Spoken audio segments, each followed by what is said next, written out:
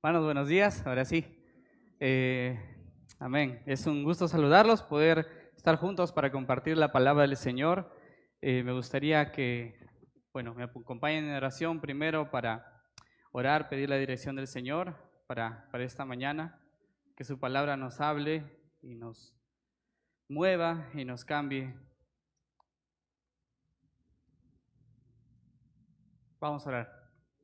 Padre bueno, Señor, te damos gracias, mi Dios, por esta mañana. Gracias por la oportunidad que tenemos, Señor, cada domingo de escuchar tu palabra, de alabarte, Señor, de hacer memoria de la obra de Jesús, nuestro Salvador. Queremos que en este tiempo tú nos guíes, Señor, nos des entendimiento, nos des, Señor, sabiduría a través de tu Santo Espíritu para entender tu palabra. Sé tú, Señor, hablando a través de ella, moviendo, redarguyendo nuestras vidas, nuestro corazón, nuestro entendimiento, para hacer lo que nos has mandado hacer, Señor. Queremos dedicarte este tiempo y pedir tu dirección, Señor. En el mismo nombre de Jesús. Amén. Muy bien, hermanos. Recuerdo que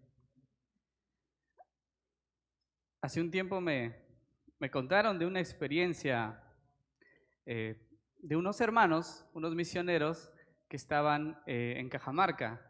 Había un hermano que ya tenía muchos años en Perú, estaba haciendo una obra misionera ya con experiencia, y vino un grupo de Estados Unidos también, nuevos creyentes, jovencitos, a aprender y a prepararse para el campo misionero.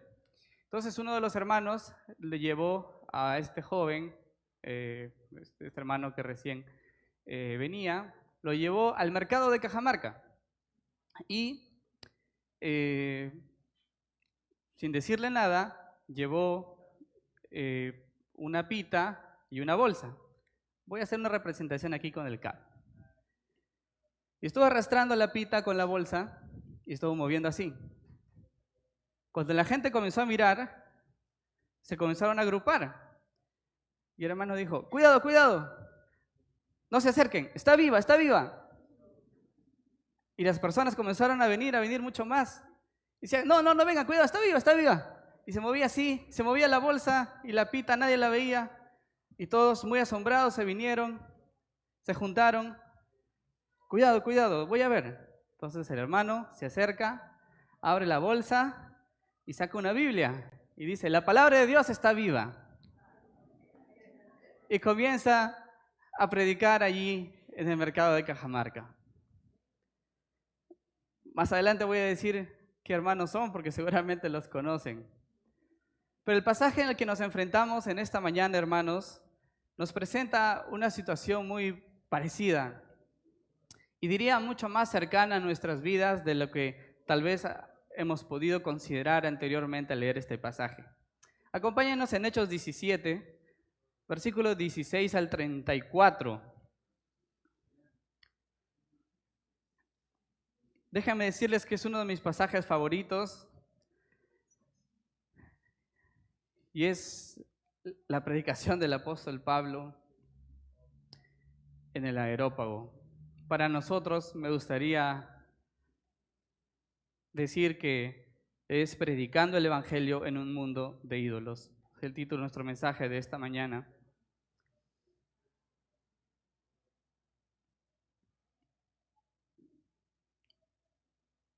Muy bien, estamos en Hechos 17, versículos 16 al 34. Recordemos que estamos en el segundo viaje misionero del apóstol Pablo.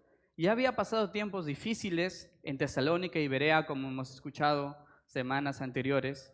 Había sido perseguido y expulsado. Así que Pablo se refugió en Atenas.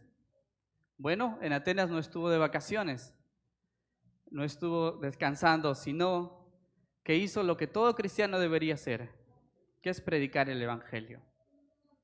Ahora, hermanos, si vamos a predicar el Evangelio, especialmente con sabiduría y compasión, en todas las esferas de un mundo lleno de ídolos, primeramente deberíamos considerar en dónde y a quién debemos predicar. Acompáñame leyendo los primeros versículos del 16 al 21. Dice la palabra del Señor: mientras Pablo los esperaba en Atenas, su espíritu enardecía viendo la ciudad entregada a la idolatría. Así que discutía en la sinagoga con los judíos y piadosos, y en la plaza cada día con los que concurrían. Y algunos filósofos de los epicúreos y de los estoicos disputaban con él, y unos decían: ¿qué querrá decir este palabrero? Y otros: parece que es predicador de nuevos dioses, porque les predicaba el evangelio de Jesús y de la resurrección. Y tomándole le trajeron al Areópago, diciendo: ¿podremos saber qué es estas nuevas enseñanzas de que hablas? Pues traes a nuestros oídos cosas extrañas. Queremos pues saber qué quiere decir esto. Porque todos los atenienses y los extranjeros residentes allí en ninguna otra cosa se interesaban sino en decir o en oír algo nuevo. Bien. ¿Dónde estaba Pablo, hermanos? En Atenas. ¿Alguno ha escuchado hablar antes de la ciudad de Atenas? Creo que sí, es una de las ciudades más conocidas, ¿verdad? Bueno, en ese tiempo, de repente no tanto ahora, pero en ese tiempo era la principal ciudad en cuanto a cultura, religión y artes. Tal vez había perdido su grandiosidad con Roma, pero aún así era símbolo de grandes artistas y filósofos como Sócrates, Platón, Aristóteles. Ahí vamos a ver unas breves imágenes. Era la ciudad que tú la veías y deslumbraba. Por ejemplo, tenemos el Acrópolis y el Partenón, que mostraban una grandeza increíble. Era una arquitectura sorprendente a la que Pablo vino y se sorprendió, se asombró, se dejó deslumbrar, se olvidó de lo que tenía que hacer. ¿Fue así? El versículo 16, hermanos, nos dice que el apóstol Pablo, en medio de esta importante ciudad, su espíritu se enardecía viendo la ciudad entregada a la idolatría. Esta palabra de su espíritu se enardecía es mucho más fuerte. Da la idea de que sintió una gran preocupación, hasta emocional, hasta de estrés, que no podía estar tranquilo viendo a esta ciudad en la idolatría. Es todo lo que un cristiano debería hacer. Ahora,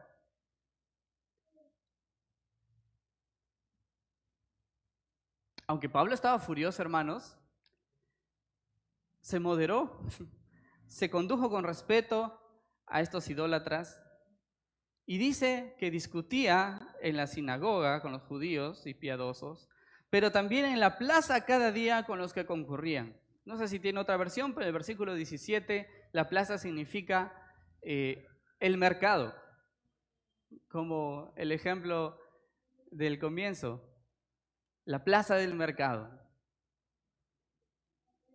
Tenemos ahí una siguiente imagen del ágora ateniense. Esta era la plaza del mercado. Era el centro cultural, económico de la ciudad de Atenas. Ahí pasaban todos los comerciantes, todas las personas, era muy concurrida. Allí estaba Pablo, hermanos. Ahora, si pensamos en dónde debemos predicar, era nuestro primer punto, ¿en dónde debemos predicar? Se nos presenta al mercado, hermanos, lo más común y expuestos que podemos estar. Personas que no conocemos, de diferentes contextos, de diferentes tradiciones, ideologías, nos pueden recibir con rechazo o con gusto. En la plaza, hermanos, no son judíos en una sinagoga. No conocen de la Biblia. No saben quién es Abraham, no saben quién es Moisés, no saben quién es Jonás y no saben que lo tragó un pez. Nos enfrentamos a un mundo similar, hermanos.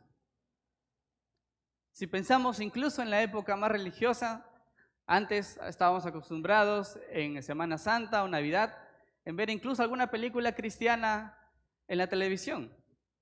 La película Jesús, los 10 mandamientos. Ahora las justas pasan Ben-Hur versión 2.0.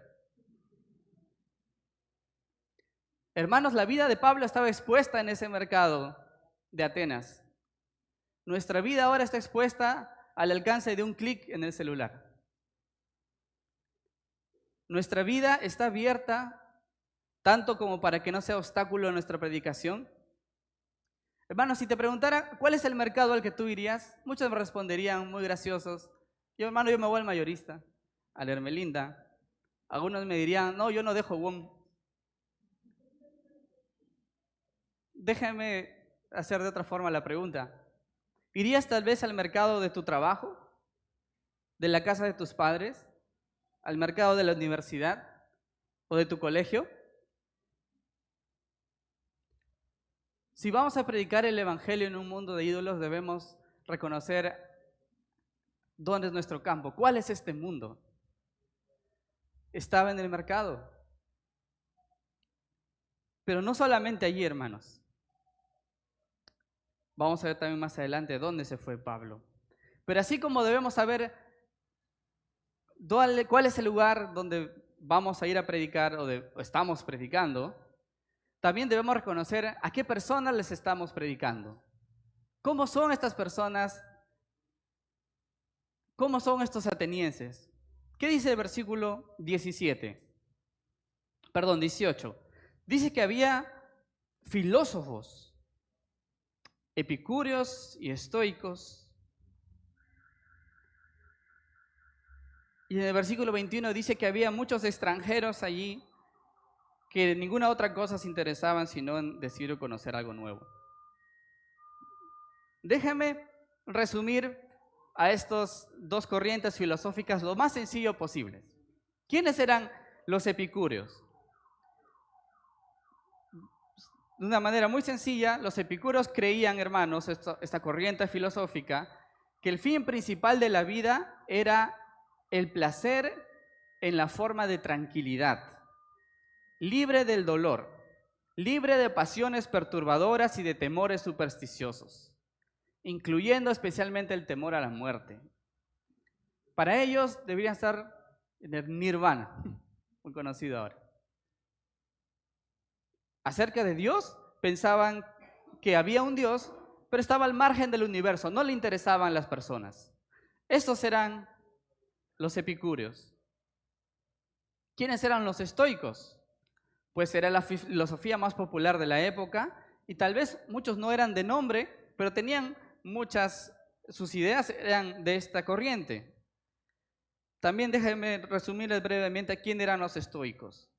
Ellos creían que el hombre se realiza aceptando el curso de los hechos o el destino. Todo lo que pase debe ser soportado con tranquilidad, inclusive el dolor y el sufrimiento. Debes llegar a la autosuficiencia individual. Los estoicos dicen que se debe vivir de una forma coherente con la naturaleza y la razón. En cuanto a Dios, eran panteístas, pensaban que Dios era el alma del mundo, estaba en todo lado. Incluso los estoicos apoyaban el suicidio como un medio honorable para escapar de una vida que ya no tiene dignidad. Los estoicos creían en una cosmópolis o en un estado mundial en el que todas las almas verdaderamente libres tenían derechos iguales.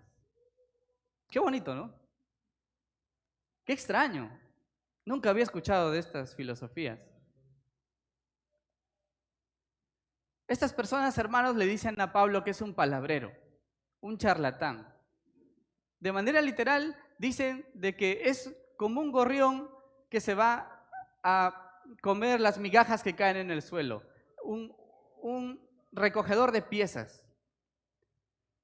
Hermanos, estas personas piensan que un cristiano es aquel que ha cogido de otras filosofías o de otros pensamientos y lo ha adoptado. Estos decían que era Pablo.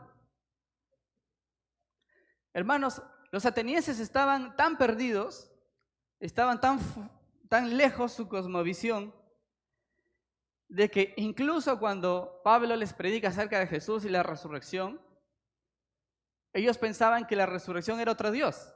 Era Jesús, un Dios, y la resurrección era otro Dios. Aquí dice, por ejemplo, en el versículo 18, ¿qué querrá decir este palabrero? Parece que es predicador de nuevos dioses, porque habla del evangelio de Jesús y de la resurrección. Imagínense. Hermanos, ¿hace falta que les detalle las ideologías y pensamientos que hay actualmente? Esto me hace recordar a nuestro buen amigo Salomón. Eclesiastés 1:9, no hay nada nuevo debajo del sol.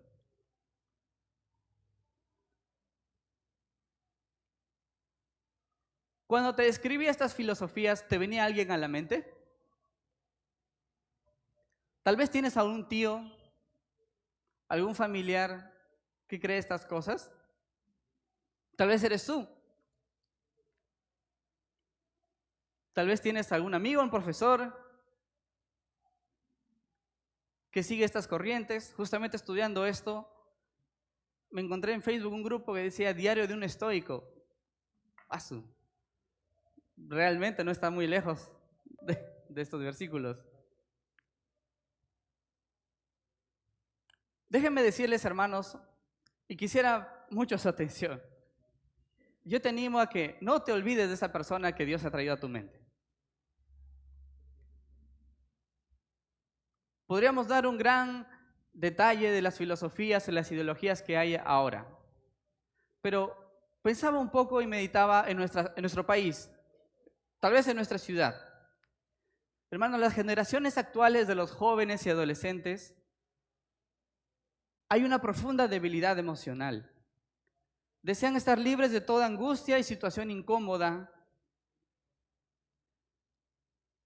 Quieren liberarse de la esclavitud del pensamiento religioso.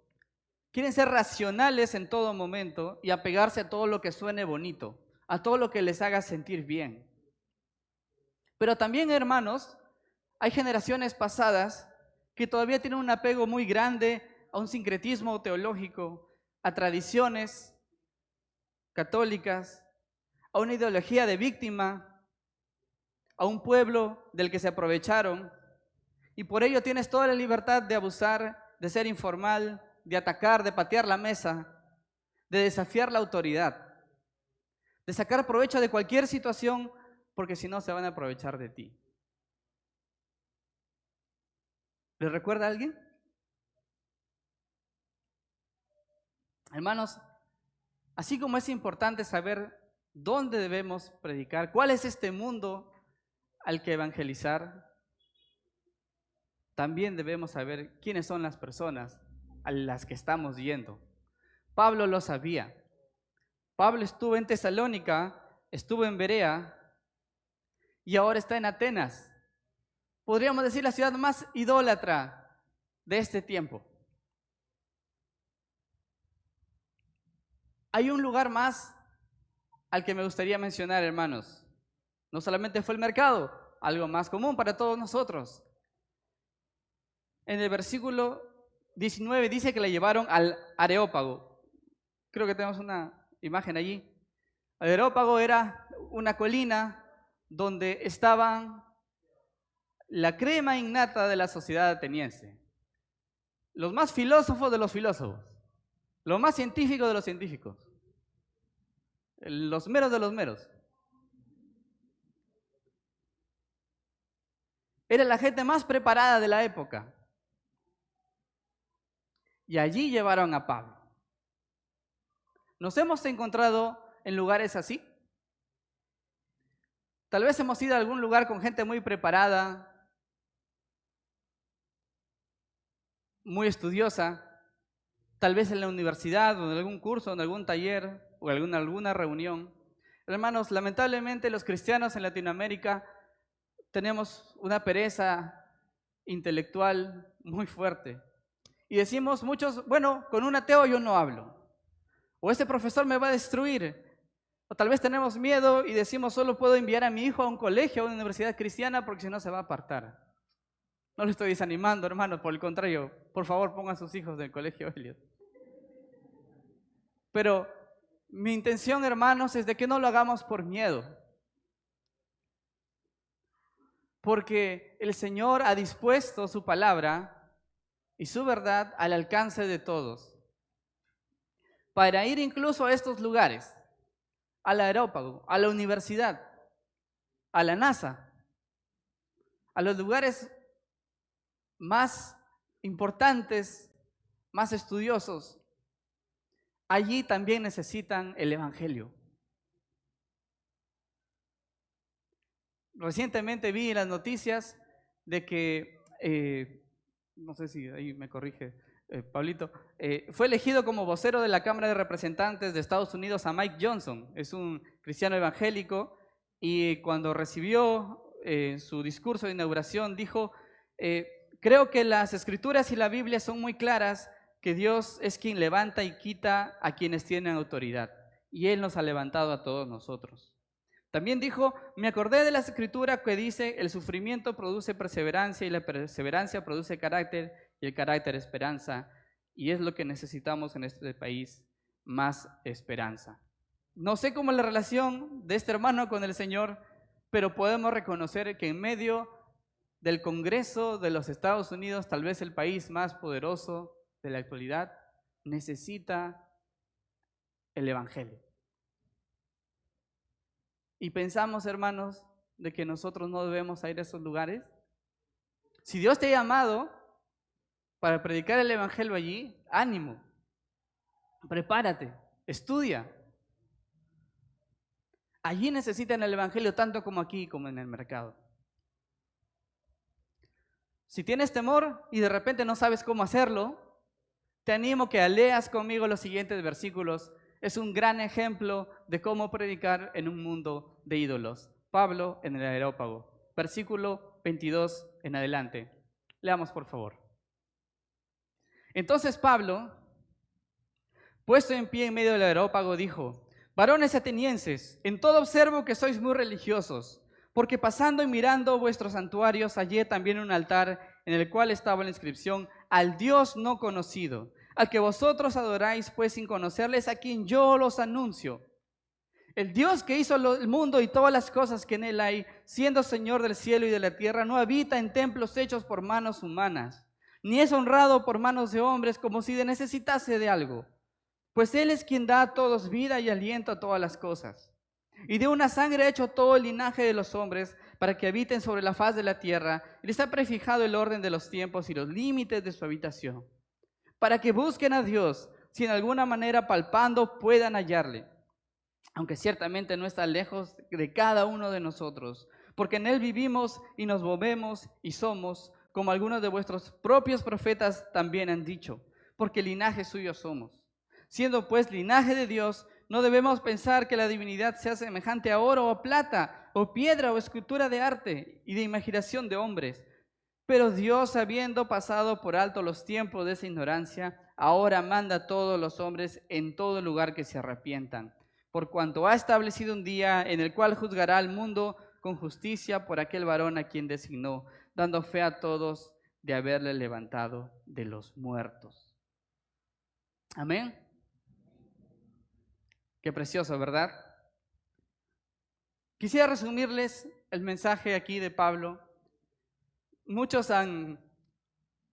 tienen algunos comentarios divididos aquí, pero lo que puedo ver, hermanos, es de que Pablo, como dicen Corintios, se hizo como un ateniense, no idólatra, sino que él entendió la necesidad de estas personas. Supo que necesitaba de una palabra y de una forma diferente. No estaba en la sinagoga, pero prestó atención al mercado, prestó atención a las columnas, al arte, a la arquitectura, a la inscripción grande que dice al Dios no conocido. Prestó atención a sus poetas, a sus filósofos, y respondió a sus preguntas.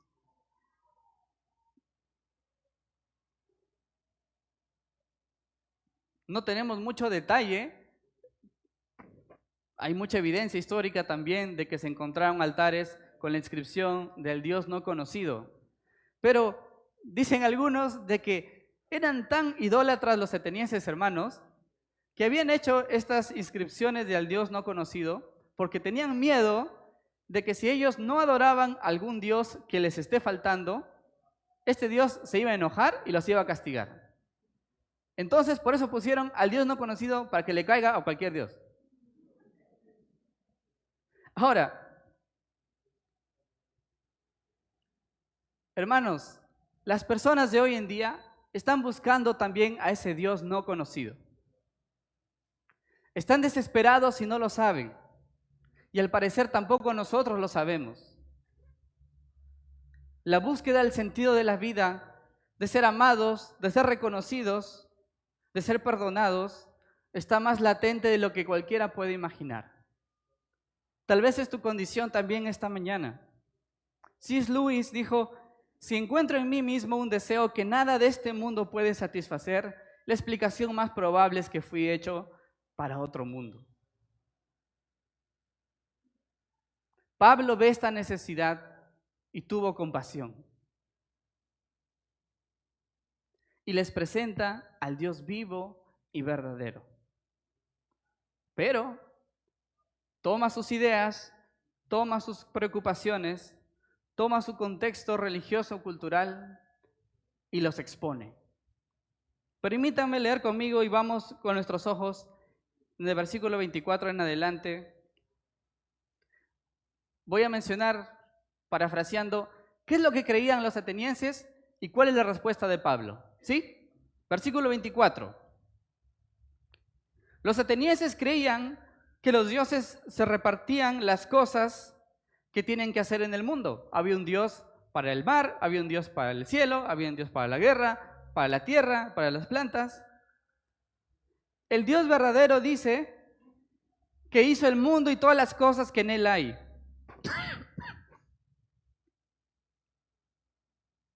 Siendo Señor del cielo y de la tierra. Los atenienses creían que se debe hacer templos e imágenes, si no los dioses se iban a enojar. Versículo 24 y 25 dice que el Dios vivo no habita en templos hechos por manos humanas, ni es honrado por manos de hombres, como si necesitase de algo. Pues Él es quien da a todos vida y aliento a todas las cosas. Versículo 26, los atenienses creían que eran únicos por su raza y su ciudad era protegida por la diosa Atenea. Pero el Dios verdadero ha hecho de una sangre todo el linaje de los hombres, para que habiten sobre toda la faz de la tierra. Somos hechura suya, dice Génesis. Fuimos creados a su imagen, perdón. Versículo 27. Entonces los atenienses, versículo 26, continuamos. Creían que estas filosofías de autosuficiencia y que Dios no se involucra en la humanidad. El Dios verdadero dice que habita sobre la faz de la tierra y que les ha prefijado el orden de los tiempos y los límites de su habitación. Deuteronomio 32:8 nos dice: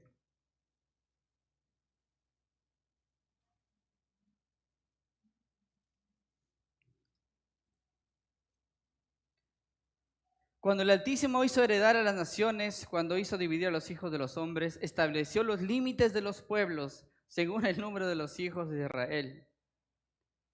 Bueno, los atenienses creían que eran autosuficientes, pero el Dios verdadero estableció los límites y el orden de los tiempos. Entonces, hermanos, los atenienses preguntarían: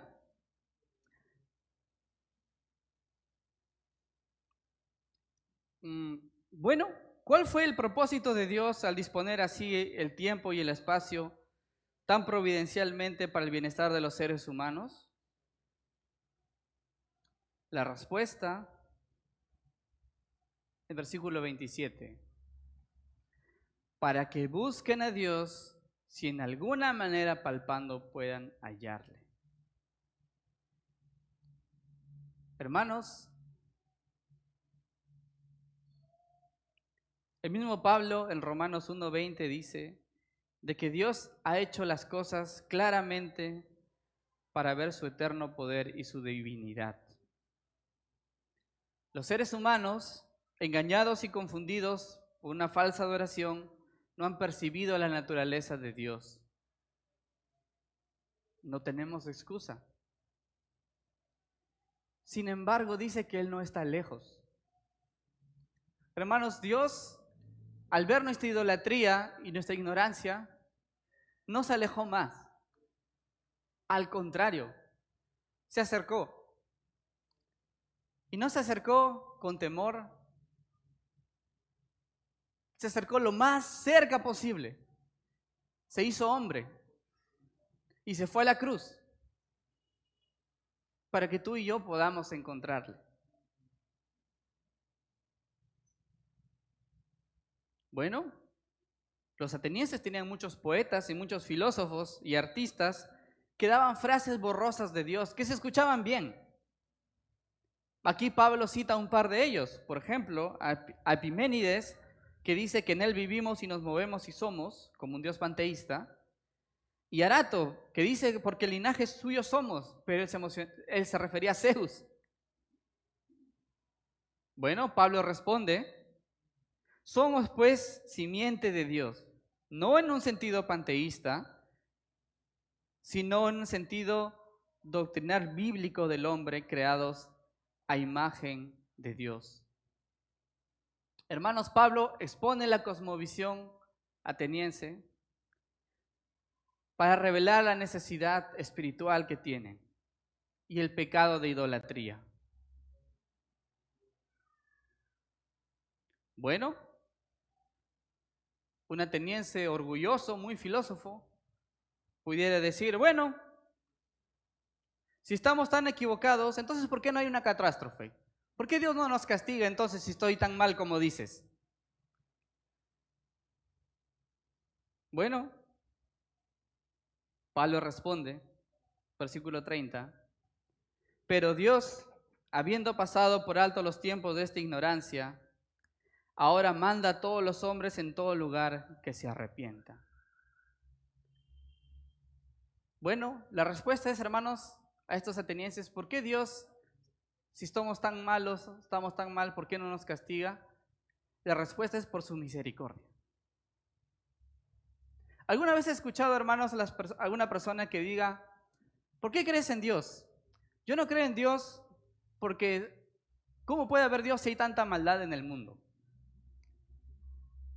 Y cada vez que me hacen esa pregunta, bueno, definitivamente hay muchas respuestas, pero algo que siempre me gusta hacer. Y les digo, ¿realmente te has puesto a pensar qué pasaría si no hubiera Dios? ¿Te has puesto a pensar realmente que todos estos crímenes sin descubrir, todas estas personas malas que se han ido a la tumba, todos estos criminales que no recibieron su merecido en esta tierra, se van a escapar libremente? ¿Qué sería de nosotros si no hubiera Dios? Dios es la mejor respuesta para la maldad de este mundo. No solamente porque Él es bueno, sino también porque Él es justo. Y Él va a acabar con la maldad y el pecado de una vez por todas. Y no lo hace porque tiene misericordia de nosotros y quiere que tú también te arrepientas.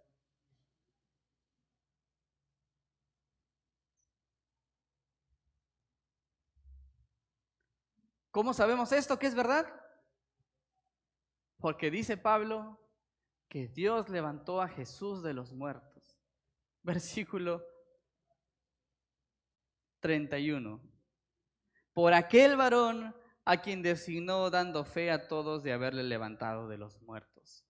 Pablo estaba seguro de todas estas cosas que decía porque Jesús resucitó. ¿También estás seguro tú? Amén. Pablo estaba tan seguro y había dejado tan claro la resurrección de Jesús de que los atenienses no pudieron soportarlo. Era locura. Tenían muchas tradiciones, muchas filosofías, pero el creer realmente que un hombre se pudo levantar de la muerte era algo inconcebible. Mas para nosotros es más cierto de lo que estoy aquí parado hablando delante de ustedes. Vemos en los últimos versículos, hermanos, el resultado de esta evangelización. Ninguna evangelización es fácil. Dios es quien mueve los corazones y los cambia. Pero aún así, dos personajes importantes se nos dicen aquí: Dionisio y la Areopagita y Dámaris. Tenemos mucha elegancia aquí en las Dámaris. Dionisio, un científico de científicos, un filósofo de filósofos, también necesita el evangelio.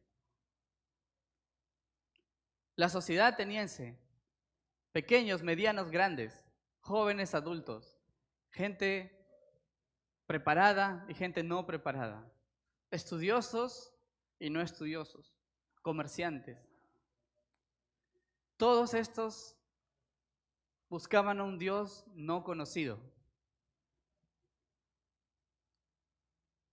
Y al no encontrarle, lo reemplazaban con ídolos. ¿Y qué es un ídolo?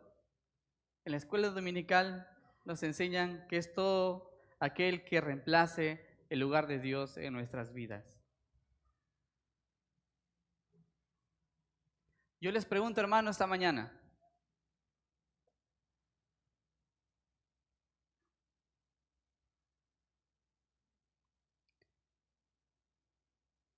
¿cuál es tu ídolo? Puede ser una imagen, puede ser un hombre, una mujer, un hijo, un trabajo, una carrera, una meta. ¿Qué excusa estamos poniendo, hermanos, para no dar el primer lugar a nuestro Señor Jesús en nuestras vidas? Para dar testimonio de Él en cualquier lugar y con cualquier persona que se nos ponga enfrente. Tal vez eres una persona que nos está visitando, estás escuchando de repente por las redes, o vienes a la iglesia ya un buen tiempo y no has tomado una decisión de fe por Cristo.